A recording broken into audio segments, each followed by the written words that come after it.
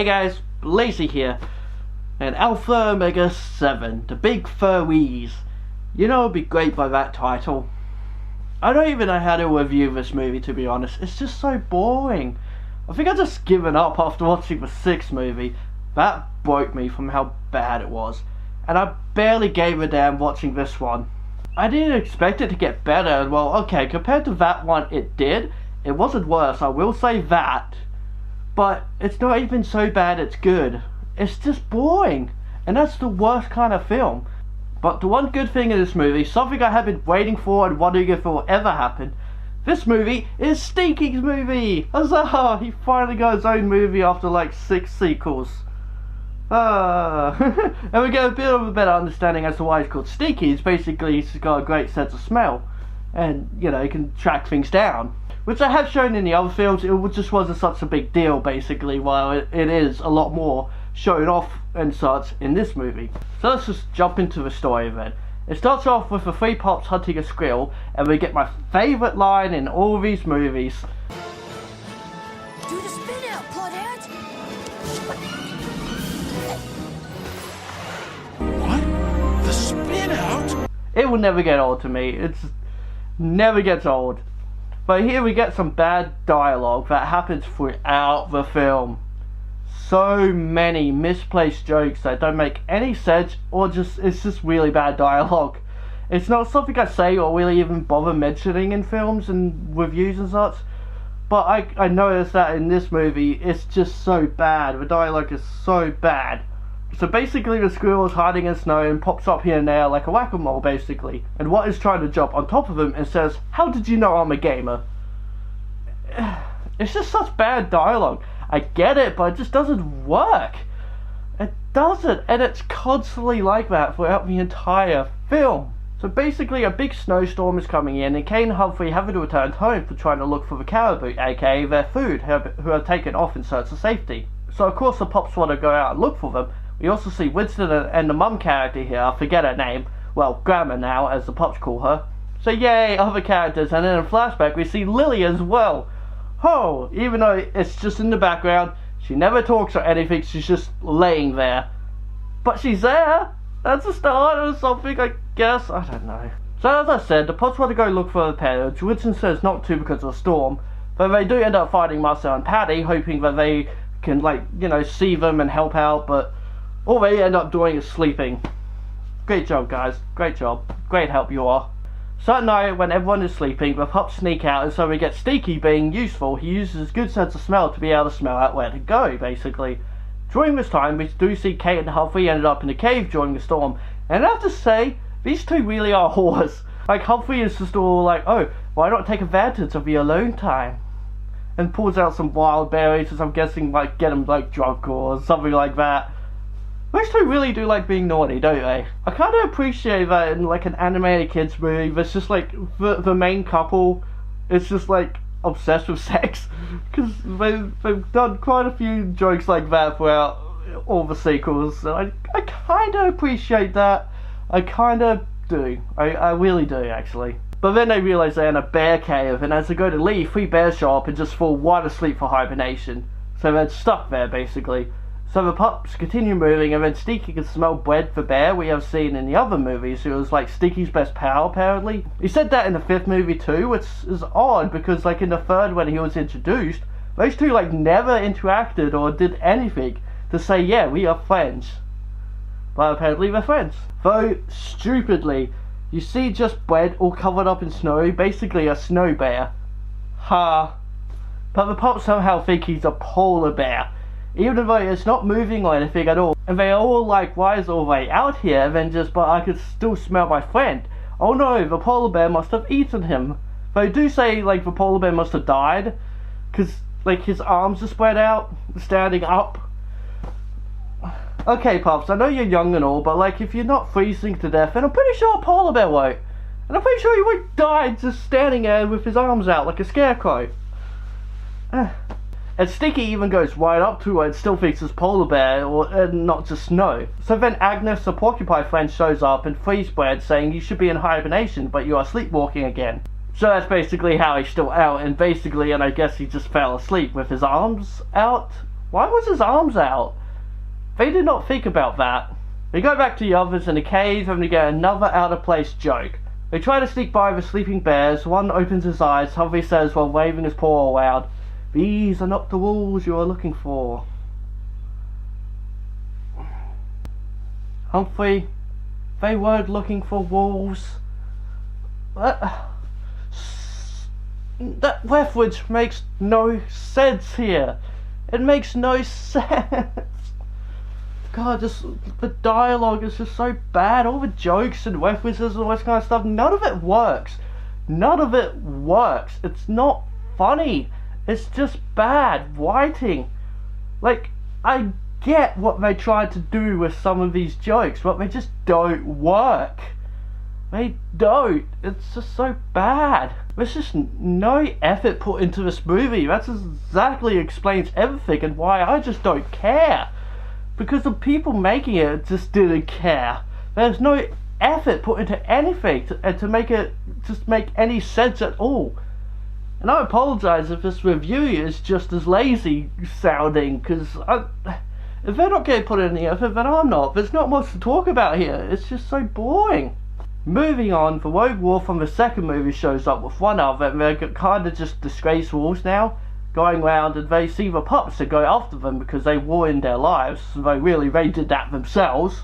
Though, we then get probably the best chase scene I've ever seen, because they run out on the ice and they're constantly slipping and sliding on the ice, including the bad guys. And it's just freaking hilarious, because they're meant to be like these evil dudes chasing after them, trying to eat them or whatever, kill them basically, kill the pups any way possible. And they're just like running and sliding and slipping everywhere, and it's just, but like with a horrible one animation, it's just so damn hilarious, but like not in the way it's supposed to be. It's just freaking hilarious, and it's a must see because it's horrendous. Like, it's meant to be like, haha, we're all slipping, sliding everywhere, but the animation just makes it look freaking hilarious, but because it's just bad, it's just awful, absolutely awful. And then Brent ends up breaking through the ice, and that scene, the animation is horrible. It's one of the worst in this movie. Probably, no, it is like the worst in this movie. And then like, he's like screaming, but his mouth isn't moving, and just, oh god. This entire scene that goes on and on and on is absolutely horrible. And then Claudette runs out towards the bad wolves, and they call her a meal on wheels, or I didn't even order room service. God damn, the dialogue is awful. So bad. None of these jokes fit into what is happening. Like, okay, no, they tried, but my god, none of it works as intended. They're just forcibly shoved in there, and it's just so cringy. It's cringy and awful. But it gets better. It gets better, because the Sonic returns. Yeah, once again, screw this Sonic. This is the real Sonic right here. What the hell, guys? Not even subtle this time. Just, yep, she is Sonic because she attacks a wolf like that. And yeah, it's so dumb. It's just, god damn, it is so dumb. So dumb. Oh my god, just, this is making me angry. This is legit making me angry right now. It's just so bad. I'm just going to say everything a lot more quicker and everything, and just kind of go for it, because there's not much to say. The pups get away. The other two wolves meet up with Leek and Lyle, who I have to admit were absolutely adorable. Basically, they're twins and not the brightest, but they're also just extremely nice. I really like these two because they weren't annoying. Finally, a movie that didn't add new annoying characters, but two I actually liked. Huzzah!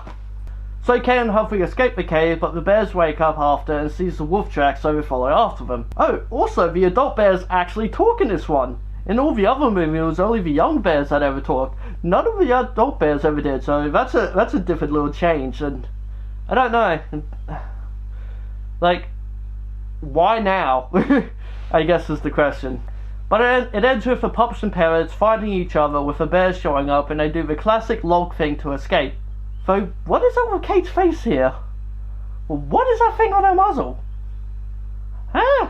So they end up escaping, everything seems all happy and joyful, everyone is walking away together, and what lays down in the snow, making a wolf snow angel.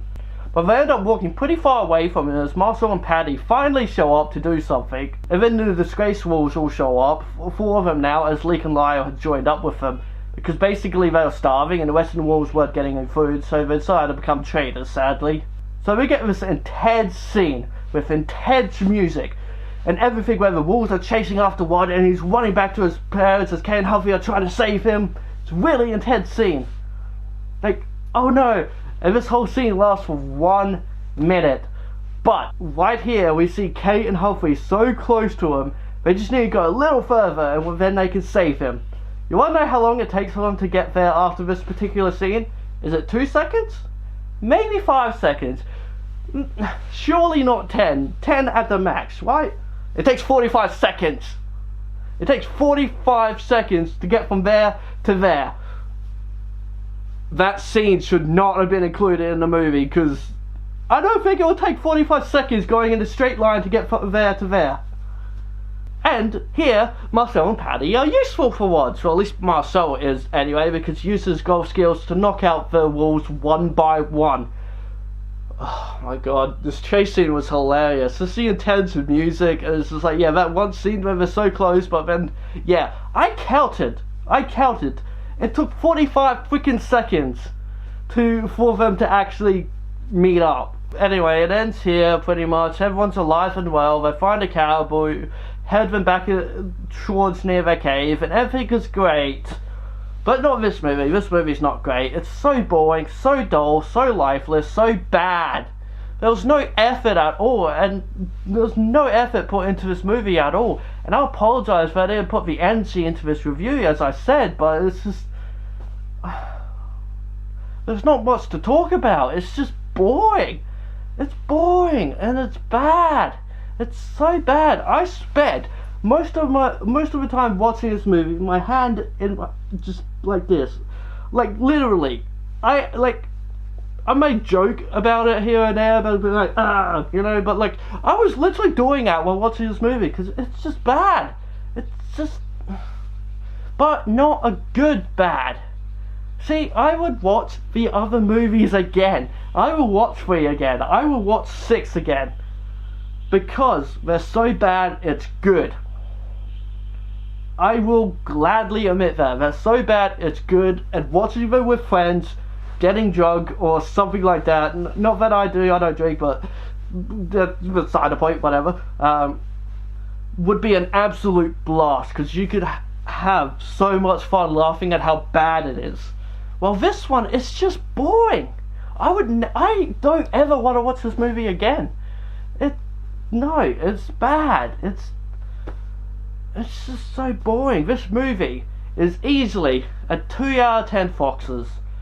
You know,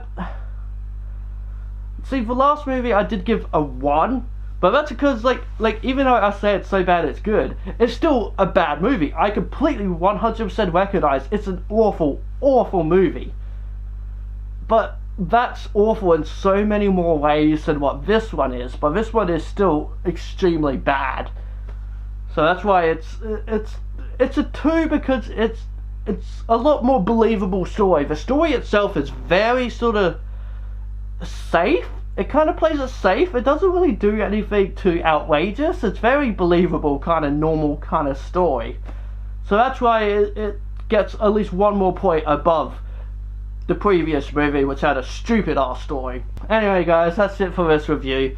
1 more to go. Well, 1 more Alpha and Omega movie. I am so done. I am so done with this franchise at this point. I really am. I haven't even I'll get there. I'll get there. One more is all I gotta do. Alright guys, hope you enjoyed this video. If you did, give it a like and subscribe to my channel, because I'll love you if you do. And hit that bell icon, and this fox says, be who you want to be. Alright guys, bye for now.